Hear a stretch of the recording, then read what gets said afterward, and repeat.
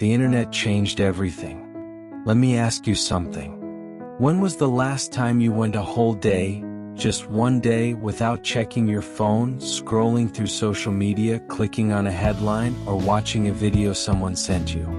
It's almost impossible, isn't it?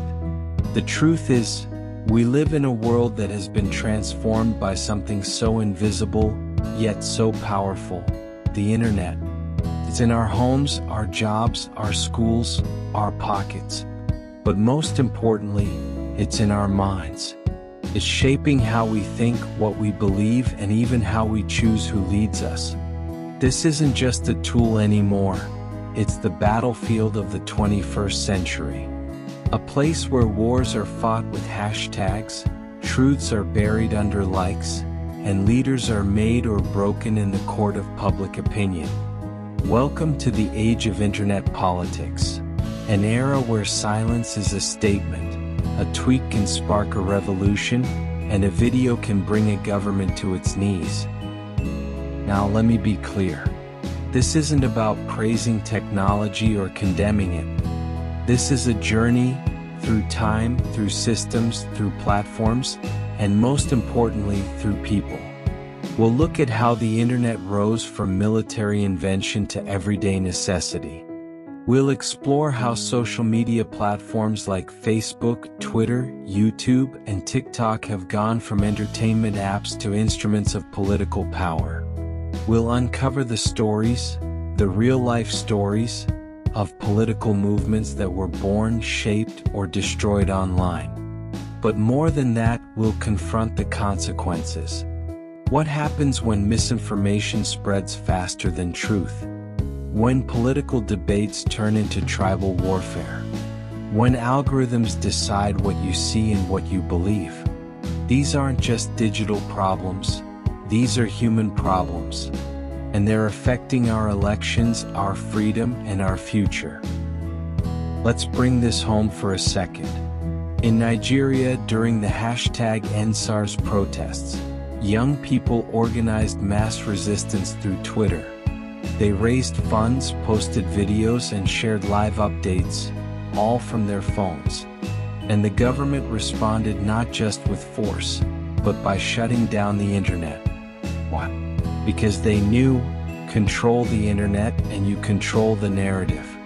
In Egypt, during the Arab Spring, a single Facebook post calling for protest helped trigger a nationwide uprising.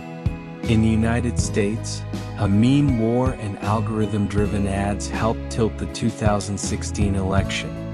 In Kenya, in India, in Brazil, we see the same pattern: political reality shaped by digital influence. And yet, behind all these movements, trends, and viral moments, are people. People like you. People like me. People trying to make sense of a world that's moving too fast, with too much noise and not enough truth. That's why we're here tonight, to slow things down, to understand how we got here, to ask the hard questions, and maybe, just maybe, to find some clarity. Over the next 2 hours, we'll walk together through 6 chapters of this story. 1. The origin. How did the internet begin? Who built it and why? What forces drove its expansion into our homes, our phones, and our minds? 2. The platforms. What are the biggest social media platforms and how have they evolved? What makes them so addictive and so influential? 3. The movements. We'll revisit real political moments that were born or fueled online, from Black Lives Matter to the Arab Spring to disinformation campaigns. 4. The pros and the pitfalls. What have we gained from the digital age? And what have we lost? Democracy? Privacy? Unity? 5. The future. Where is this all going? Can we still reclaim control or is it too late? 6. And finally, you. Your role in this story. Your power to shape narratives, challenge algorithms, and demand truth in a digital world. This isn't just an academic speech. This is about identity, about freedom. It's about how we've traded newspapers for notifications, town halls for comment sections, and deep dialogue for 15-second reels. We are the first generation to live through the rise of digital politics, and we won't be the last. But we may be the only generation that can do something about it before it's too late. Because what happens when a lie goes viral before the truth even gets out of bed? What happens when people stop voting based on facts and start voting based on feelings manipulated by algorithms?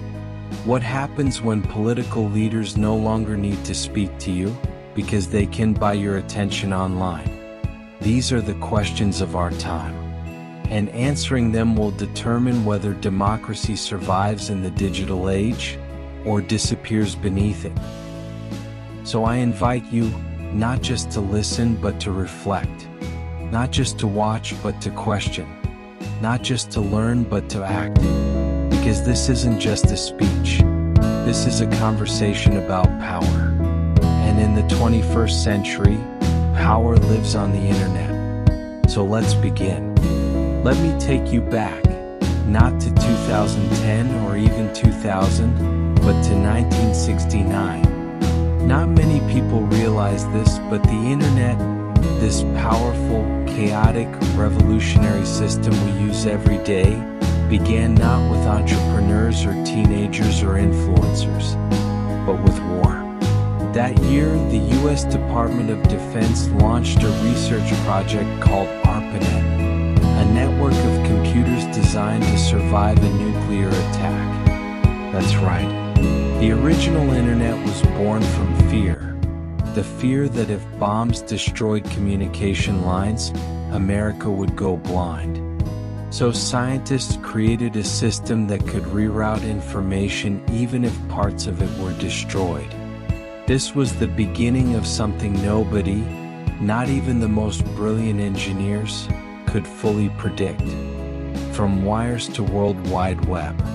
In the 1970s and 80s, more universities and military departments joined ARPANET. Slowly, the idea of connecting computers over long distances started spreading. But it wasn't until the 1990s that everything changed. That's when a man named Tim Berners-Lee, a British scientist, invented something you probably use every day, the World Wide Web. Before Berners-Lee, using the internet meant typing complex code, talking through clunky servers, and understanding tech jargon. It wasn't for everyone. But the World Wide Web, with its blue links and simple websites, brought the internet to ordinary people. Suddenly, you could click your way through information. You could create a page, read the news, send an email, even buy something online. By the mid-90s, the internet had become something anyone could access. And once that door opened, it never closed again. The dot-com boom and the fall. In the late 1990s, the world caught internet fever. Investors poured billions into tech companies, creating websites like Amazon, Yahoo, and eBay. Everyone wanted a piece of the future. But like all bubbles, it burst. In 2000, the dot-com crash wiped out hundreds of internet companies, sending stock markets crashing and dreams dissolving. But the idea didn't die. The crash taught the world a valuable lesson. The internet isn't just a toy, it's infrastructure. Like roads, electricity, or water, it was here to stay. And so, quietly it kept growing. Broadband and mobile, the great acceleration. In the 2000s, we moved from dial-up to broadband, and then from laptops to smartphones. Suddenly, the internet wasn't something you accessed at your desk. It was something you carried in your pocket. By 2010, billions of people around the world were online. Not just in wealthy countries, but everywhere. Africa, Asia, South America. People were using cheap smartphones and Wi-Fi to connect, create, and communicate. And with this shift came something even more powerful than websites or search engines: social media. But before we go there, before we dive into Facebook, Twitter, YouTube, and TikTok, let's take a moment to understand what made this moment so historic. The internet democratized power. Before the internet, power lived in a few places: in government buildings, in newsrooms, in corporations, in the hands of those who could afford to speak, print, broadcast, or reach the masses. The internet blew that model wide open. Now, anyone with a phone could speak to the world. Anyone could publish. Anyone could gather a crowd. Anyone could challenge a government, spread an idea, or build a following. For the first time in history, a teenager in Nairobi could influence millions. A whistleblower in Russia could leak secrets. A citizen in Sudan could film a protest and broadcast it to the world. This wasn't just about information. This was about freedom and the danger that comes with it. Because once the internet gave power to the people, it also gave fear to the powerful. The rise of surveillance. And they responded. Governments didn't just watch. They adapted.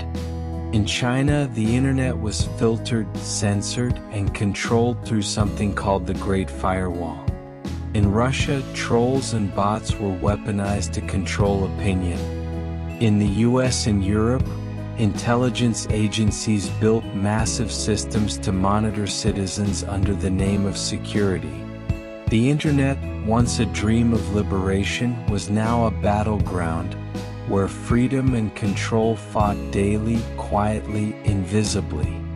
And it still is. The African experience. Let's zoom in on Africa for a moment, because this continent has a unique internet story. In countries like Nigeria, Kenya, Ghana, and South Africa, mobile phones leapfrogged traditional infrastructure. Many people never owned a landline or computer, but now carry smartphones that are more powerful than the machines that landed a man on the moon. This gave birth to a digital youth culture. Music, memes, markets, and yes, movements. The same network that helped young Africans learn, laugh, and hustle also helped them rise. From Uganda's hashtag Free Bobi Wine protests to Nigeria's hashtag EndSARS movement, the internet became a political stage. But with power came consequences. Internet shutdowns, arrests for tweets, ban hashtags. Because governments know, when the people connect, the system shakes. The internet today, a double-edged sword. So where are we now? Today, over 5 billion people use the internet. Nearly 60% of the world's population is online. It's our marketplace, our school, our entertainment, our public square, and for better or worse, our political battleground. We've seen the internet help elect presidents. We've seen it spark revolutions. We've seen it lie. We've seen it expose the truth. We've seen it give voices to the voiceless and silence the wrong ones. This tool, born from war, raised in freedom, and now wrapped in algorithms, is shaping the 21st century more than any weapon, wall, or war ever could. And the question we now face isn't, what is the internet? It's, what will we let it become? Bridge to next section. Because the internet may have started in a government lab, but what gave it power was you. What changed history wasn't the code or the cables. It was the connections. People connecting with people. People organizing, resisting, expressing, and influencing online.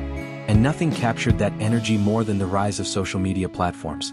In our next chapter, we'll explore how platforms like Facebook, Twitter, YouTube, and TikTok became not just apps, but empires.